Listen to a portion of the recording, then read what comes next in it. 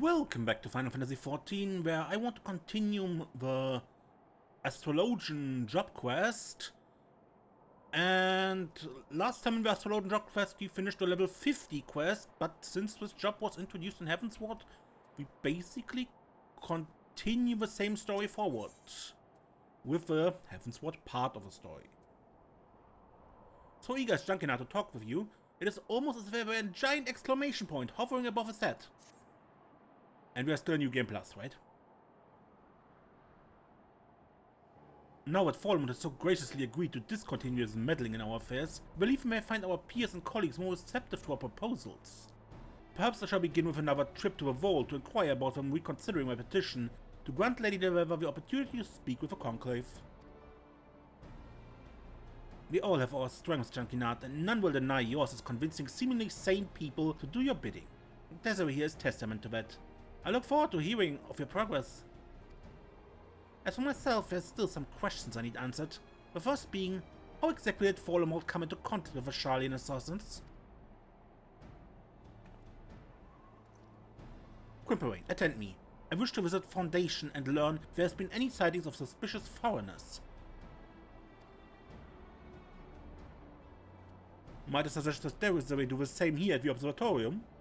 Perhaps a second call on our new ally will help my uncle recall all he may have pretermitted in the heat of a previous moment.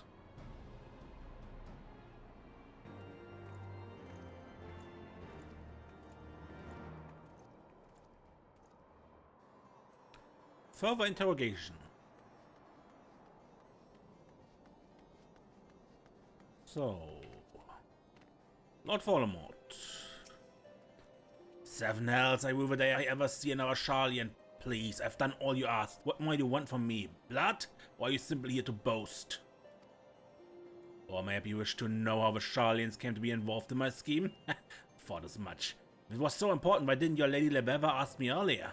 That was so far under star she fails to see what unfolds around her on the ground. The truth is, it was never my scheme in the first place. It was the Astrologians. They came to me not long after Professor Mace's ship was diverted to Fanalan. Yes, I said diverted. The pirates in the Strait of Malta, the magically manipulated storms of Eratano, they were staged to prevent your friends from ever arriving. But when they did, the Astrologians were forced to change their plans.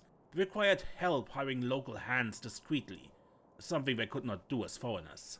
I agreed to lend them my aid, because I felt we both stood to benefit from the disappearance of Junkyard and that foul shit. And further below... where? At Mel... Splash. But Chief Astrologian, there's rarely a day when he isn't meeting with visitors from across the realm and beyond. Why, this past moon he has been entertaining guests with very distinct markings on their faces. I asked Lord Voldemort whence they hailed, and he only answered, the North.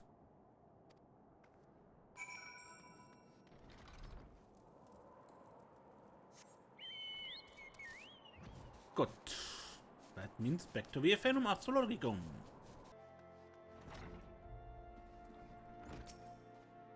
The Astrologians came to him. That can only mean then that my uncle was only a pawn in a much larger game. A game that began long before we ever became involved. Think back this way. The bandits of the Black Shard, and those pirates you described that attacked you in Limsa Lominsa, they all had strange facial markings. As did our false Astrologian.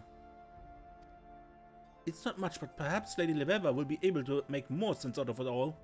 Despite the time we have spent together, I have a feeling she has yet to be completely honest with us. But look at me, a beloved relative tries to have me killed, and the next day I begin doubting everyone. What a sad, sad state of affairs.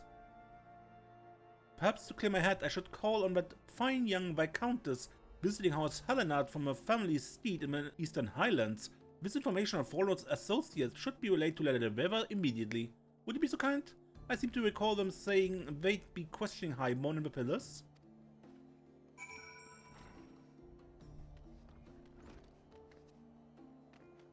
Somewhere around here. Quimperane.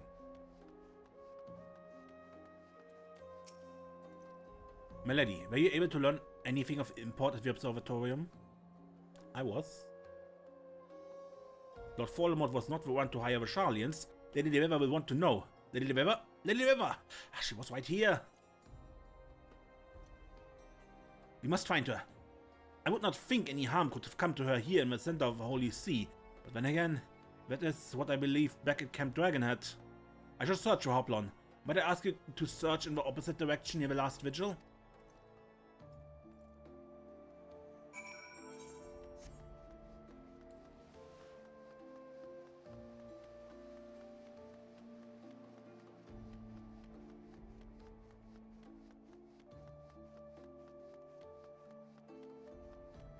Astrologian?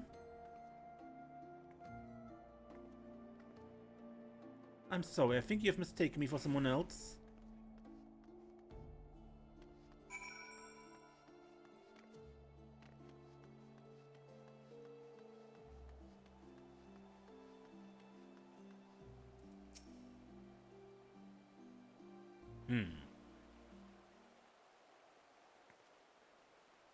Why was there an old world astrologian watching her?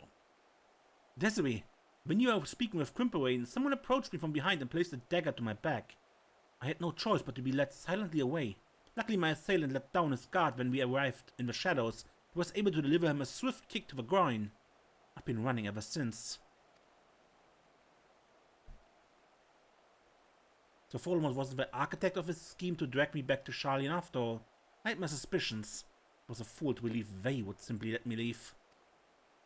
Do you recall when I mentioned whether people in the old world intend on hoarding our nation's knowledge? Well, it appears that my efforts to train you and Junkinard have attracted their ire.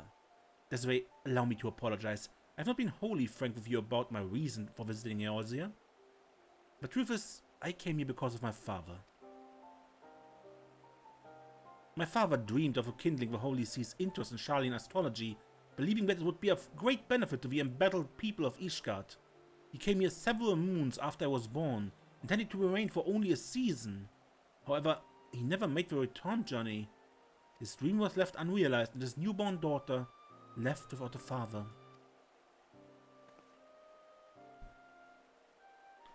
Never once did I meet him, but every night when I look to the stars, I know that those are the same skies he too gazed upon. The same skies used as his strength and guide. It was only natural that I follow in his footsteps, in spite of the objections from my mother, who did not wish to see her only daughter lost as well. And here I am in Eorzea, almost 2 decades later, pursuing a dream my father never lived to realize. A dream that has become my own. And now, someone is trying to stop me. Well, just let them try, I say. Just let them try. Lady Levever, a maiden of your beauty should not wander off without an escort. Monsters hide even in the shadows of the pillars. Maiden, flattery will earn you nothing, Junkinard, but I will accept it nonetheless. Tell me, what did the world say to our proposal? They accepted it.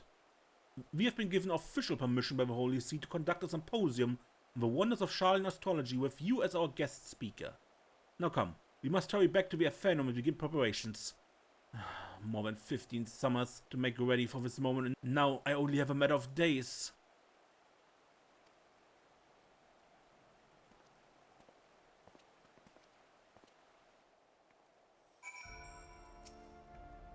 I've never seen Junkinard that enthusiastic before about, well, anything.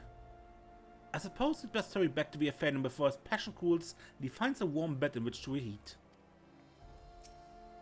I shall escort the lady back to the Athenium and hold her hand if I must, to ensure she does not wander off again, of course. Of course.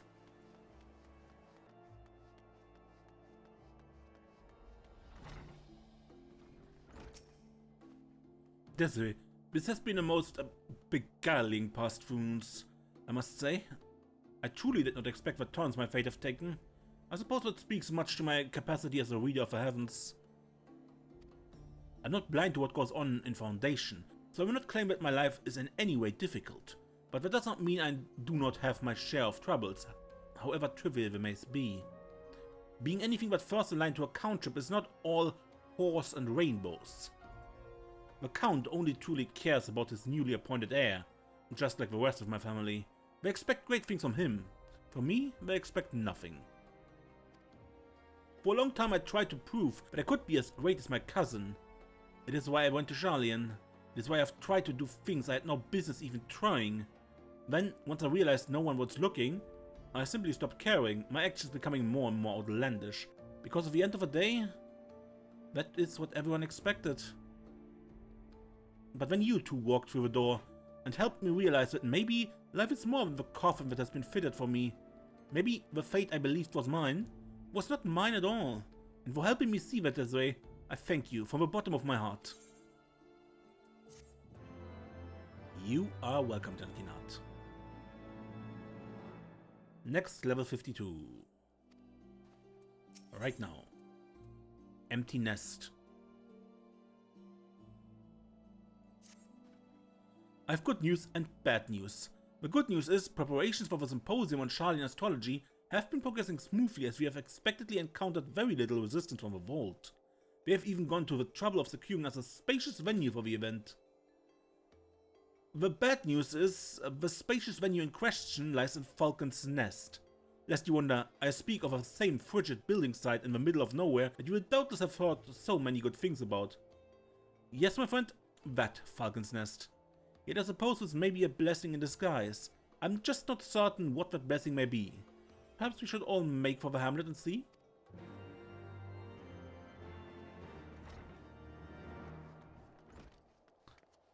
I wish I could just quick travel there from here, but I can't yet. Maybe one day we introduce it.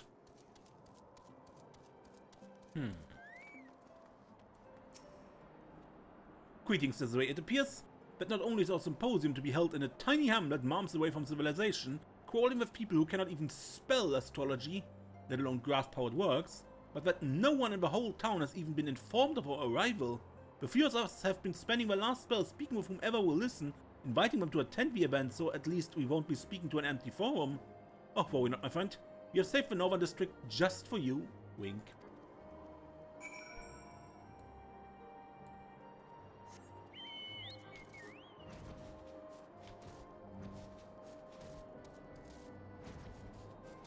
Falcon's Nest Elder.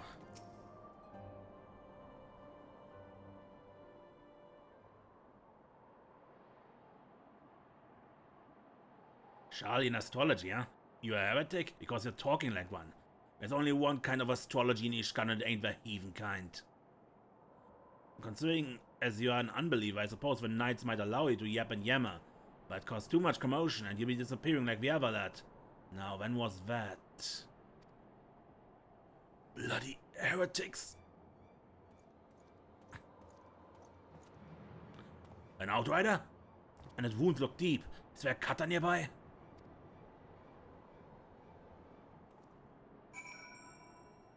Cast Benefic. Alright, then either two.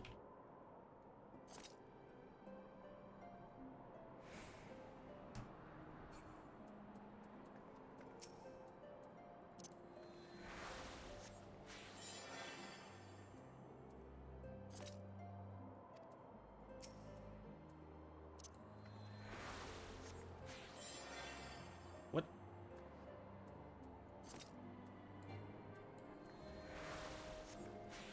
Aspect of Benefic.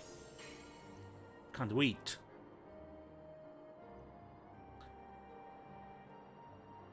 What is with sorcery? My cuts, they knit themselves. Are you a healer, adventurer? If so, I have another request for you. There are others in my scouting party. We were all wounded.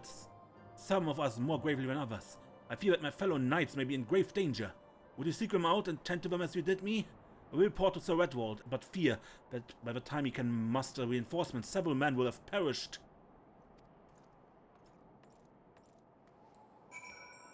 So, maybe not a symposium, but a demonstration of what Charlian astrology can do?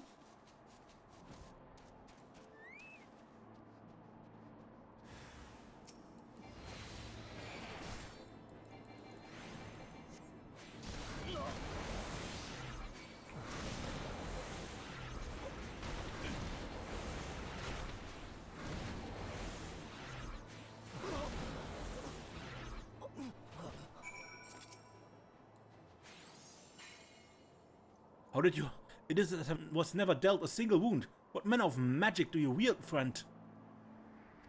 Charlian astrology. Astromancy? But I thought the stars served only to grant us insight into the Horde's movements. Why are there not more astrologians on the field? You and your companions are in Falcon's Nest to discuss the very topic. Perhaps I can persuade others in the garrison to attend. Now I must hurry back to the hamlet. My captain wants a full report of the day's happenings.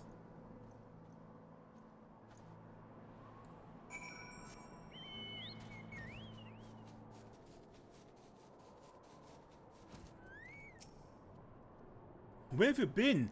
When you did not return, we visited the northern gates and found the area astir with night activity. You left the hamlet to aid wounded scouts. You could have been killed, or eaten, or killed then eaten, or eaten and killed.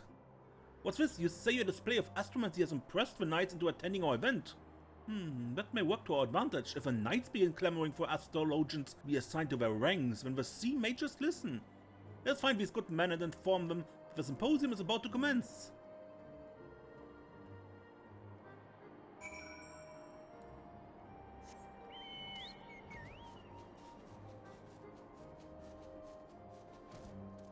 Wounded Knight. Falsor frosted balls, not a single person came. I told you this was a terrible plan. Use the confusion from the jam-packed symposium to approach her target, she says. You'll have her out in the hamlet before her companions even know she's gone, she says. Even a blind babe could have seen that no one would gather for talk on astrology in the middle of striving.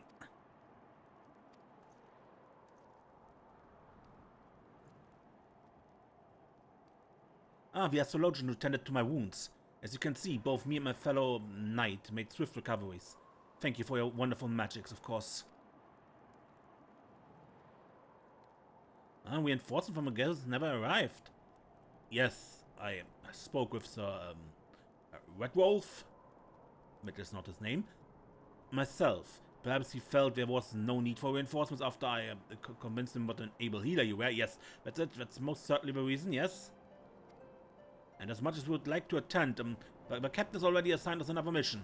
I apologize to you and your companions. Perhaps you can make the next symposium. Carry on, then.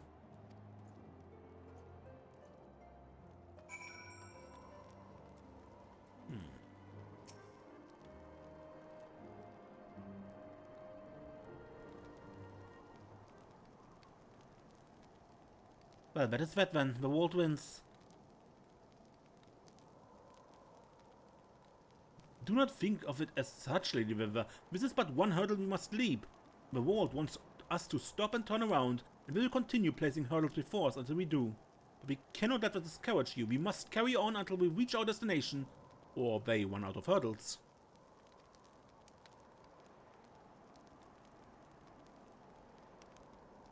Ha! You cry over hurdles, you know not how lucky you were.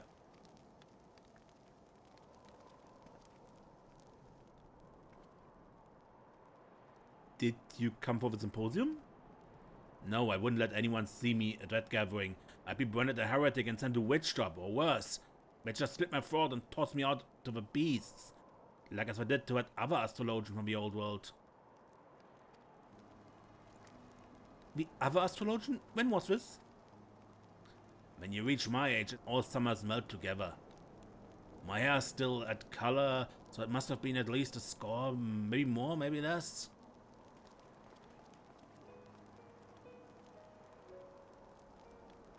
There was an astrologian who was, but it was long ago. Could not have been anyone you knew. We cannot dwell on the past. We must needs find a way to interpret the cards we have been dealt, so that they might benefit the present, our present. No, it could not have been anyone I knew. I never had the chance to.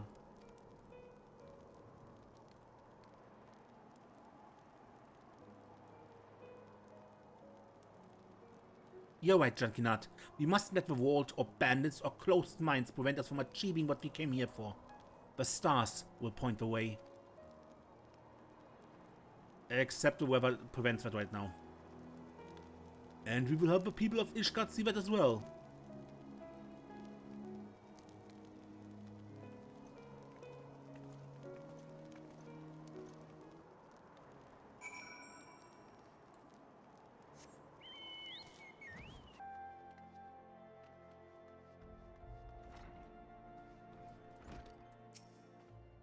Lady Leviva did not take the old man's recollection of a slain astrologian well at all.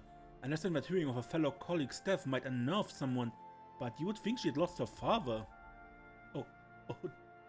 Oh, Junkinard, what have you done?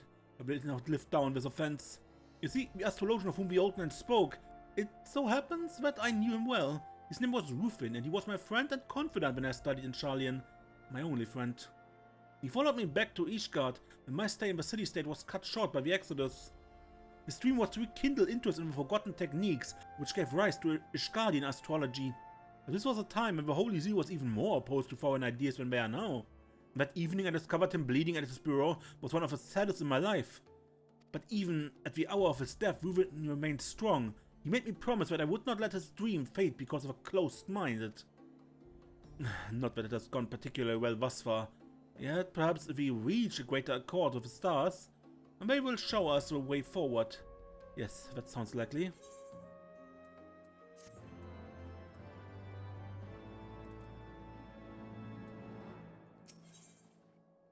Conviction. The vault then understood themselves the location of our next symposium? The Convictory, a makeshift camp for a band of bickering knights.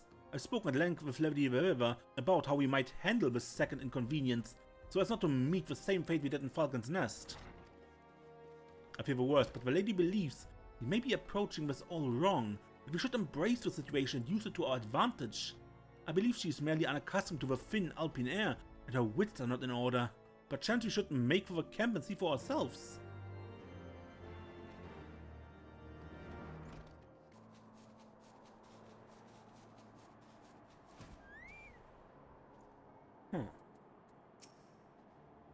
I arrived not a moment ago to find this. What in the fury's name has happened here?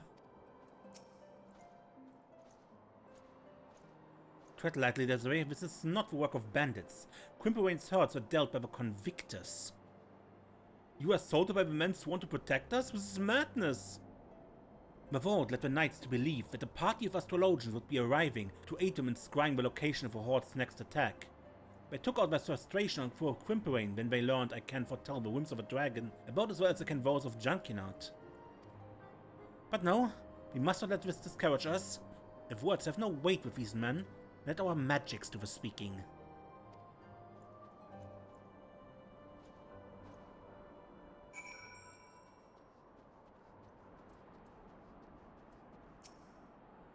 Give me a swift death, that's all I ask. How about healing? But you're an astrologian, you can't heal people. That's not what astrologians do.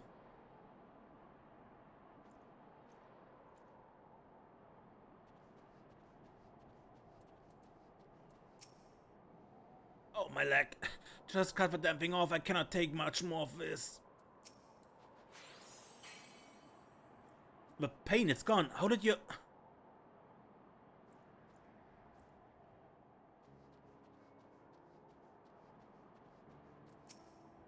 Close your eyes, soon it will all be better. And the stars heal your wounds. Leave me. I'm not much longer for this realm.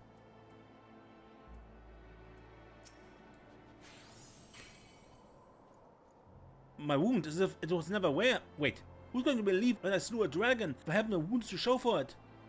I don't know whether to thank you or slit your throat, though I suppose I wouldn't be able to do either if you hadn't healed me with those queer magics. So this day, I see fit to forgive you.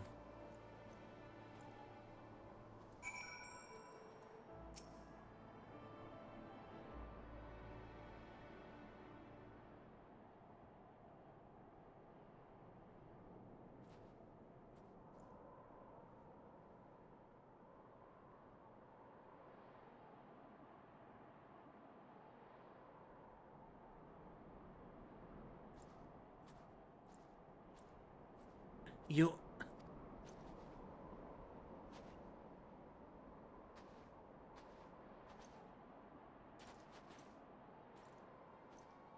What's wrong, Levever? Have you tapped too deeply into your mental reserves? Perhaps you should take a moment of respite. But blood is not the knight's. Ah, the loyal lapdog. Without you to state the obvious, where would your masters be, pray tell? You, again. One might think these markings would betray my identity, but the Eorzeans have a singular capacity to look without seeing. I'm amazed you're not constantly wandering into bonfires or off cliffs. I've grown wary of his masquerade, and I'm done with entrusting my fate to this realm's blundering mercenaries.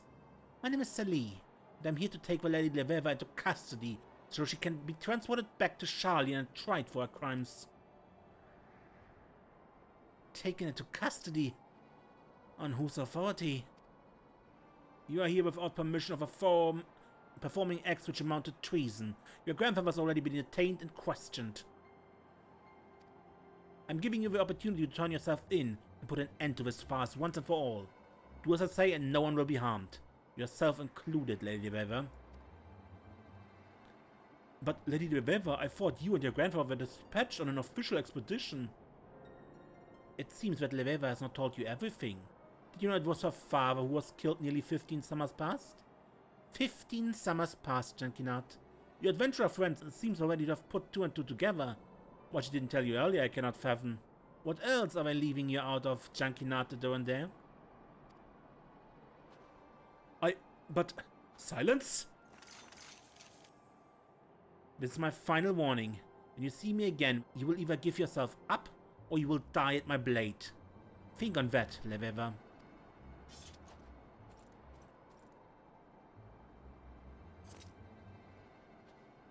This way. Lady Leveva's wound is deep. I do not believe I can heal it on my own. Let me aid.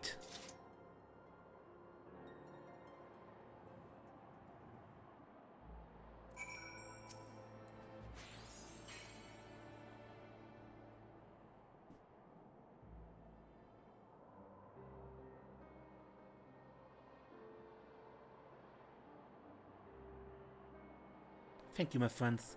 For someone who claimed she was hired to bring me back to Sharlayan, her aim was quite true. Lady Leveva, this Sali claimed that you are not here with the blessing of a forum. Is that so? Why did you not see fit to mention this?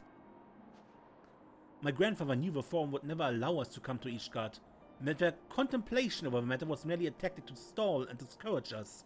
The stars had spoken to my grandfather, and he was not about to turn a deaf ear to them. I kept silent because I did not wish to let the petty politicking of man, thousands of yards to the north, stand in the way of our dream.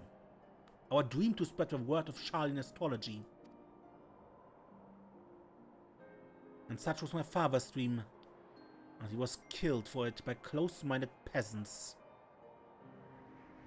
But Rufin never once spoke ill of those he wished to enlighten, even at his end. How do you know my father's name? Your father and I became close friends when I was in Sharlayan. When the Exodus forced me to return home, he asked if he could accompany me, saying that he wished to try and convince those who once believed in the star's power to look to the skies again. And we did for several moons. My countrymen were deeply skeptical and slow to warm to the idea of heathen magics. Some were even rude, but he never gave up on them. Right up until he was... I was there during your father's last moments. I heard a commotion come from his room late one night and went in to check, only to find him bleeding and slumped over his diary, which he was writing when he was attacked.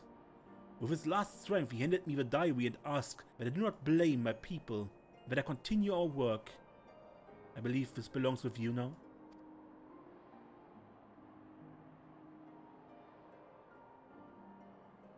I do not know if I can forgive those who killed my father. I do not expect you to forgive us yet, but knowing that he did, even at the moment of his death, perhaps will help you one day understand. You have always reminded me of Rufin, even before I knew he was your father. Your passion for your discipline equals his own, and may even exceed it.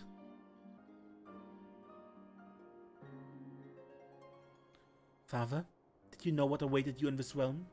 Did you see all this? Did the stars have you merely paving the way for me? If I did, then I shall not allow anyone to stand in your way. You're right, good man, and so I shall allow this breach of etiquette, But if you fail to address Lady Weaver properly again, I'll have you spit shining the privy back into in their manner. Oh, leave him be, Junkinat. Without Grimperwam here, I'd have been tied up and shipped back to the old world moons ago. The stars have him here with me. He's not going anywhere, and neither am I. I'm done with symposiums. But that's not what my father wanted. He came here not to speak of astrology, he came here to use it. And so that is what I shall do. There's still many convictors who can benefit from these magics. And what a better way to convince people of your greatness than by ensuring they remain alive long enough to sing your praises. Nicely put, Junkinat. Jan, will you tell me of my father? I would be delighted, my lady. Unless it is you mean now, as I have a prior engagement with a pair of lovely baronesses from House Desmail, and would not wish to keep them waiting.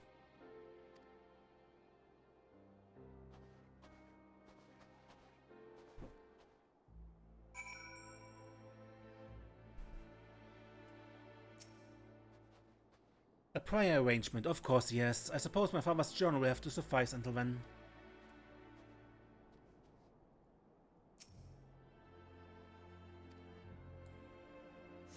Good. And back to the Phenom.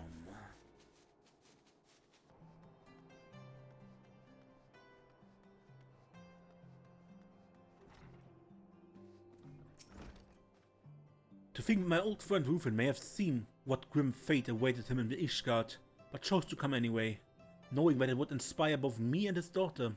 God, sometimes these celestial machinations are simply too grand in scope to grasp.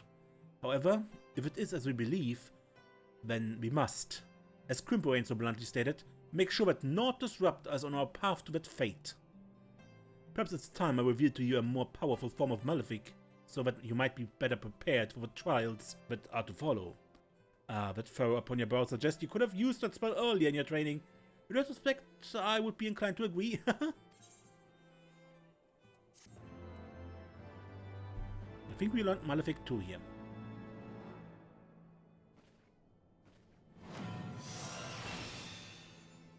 Yep.